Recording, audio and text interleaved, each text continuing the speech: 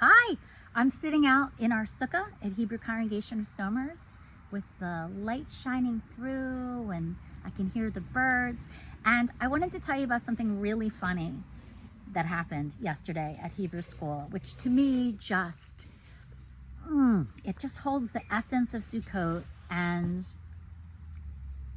the beauty of joyfully being together as community, and how education can be a delight and a delightful experience for everyone involved. So Rabbi Shosh and I were planning a Sukkot Seder, and I spent the morning going through the document and really trying to bring it into my bones to really understand it and, retrofit it a little bit for our individual students and for the afternoon after the kids had been in school all day. So I showed up to the synagogue 2.5 hours early, and I was planning to set a gorgeous Seder table. So they would arrive and there would be this gorgeous special table which would facilitate our day. So I set a tablecloth and I put I made the copies and I put the Haggadot, which are the pamphlets that we were going to use, on the chairs. And I set out these plates that looked like china. And I went to put out, we have a Seder plate, which is a plate with symbols on it. And one of the symbols is something from a local harvest. So I went to put out an apple.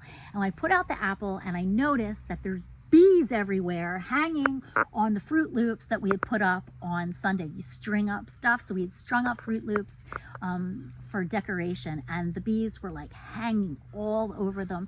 And I thought, oh, I guess I can't put out an apple on the Seder plate. So I pull it off. And I thought, oh, I guess I can't put out grape juice for the 4 cups. We were going to have different grape juice. Can't put out grape juice. Oh my gosh, I can't put out food. We're going to have a Seder. I can't put out food. I can't put out juice. And that feeling of, things not working. I can't control everything. The first student arrives and puts down their stuff on the table, and I was like, oh, the table, it's becoming messy. And I picked up their stuff and I moved it over, and Rabbi Shosh came, and she wasn't afraid of the bees. So she cut down the Fruit Loops and we put it in a bag over there to try to control the bees. The students arrived and we went over to the lawn for this kind of welcoming ceremony. It was the first time the Bee Mitzvah cohort had been together as a group, because we're online mostly on Tuesday afternoons. And before we came back in, we threw the roof of the sukkah. The shkach is supposed to be covered with natural materials. And so the kids were picking up sticks and we were throwing them up onto the roof. And it was really great seeing these kids who had been in a school building most of the day, seeing them together having fun, and just like throwing a stick. It's part of their Jewish life. How fabulous. So they put a bunch of sticks up there, and then we go to come into the Seder. So we all walk in, and I look at the table, and schmutz from the sticks has fallen all down onto the table. There's some dirt and there's leaves on the table. And I'm like, Jill, it just was so illustrative to me about not being able to control everything, and that the things sometimes that we think matter the most, like our, maybe say like money or security or status, like in the course of life, like, are really those the most important things? And this holiday is about, we're really just passing through that ephemeral feeling of this being our life, and we're passing through, and time is moving and the seasons are moving, and we're here.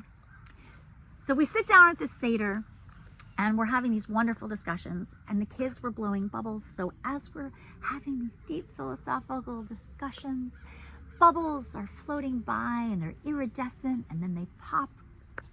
The student next to me notices a slug has fallen through the roof onto the table.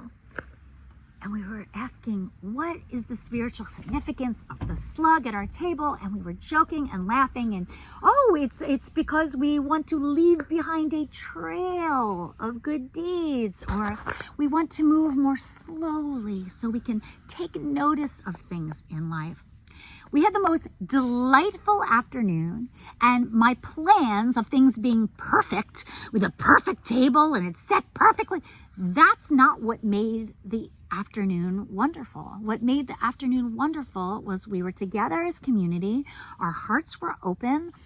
The natural world around us was embracing and warm, and we just had the most joyful experience together, and it just made my heart full. So Chag Sameach, happy holidays, and I hope that you have a beautiful day.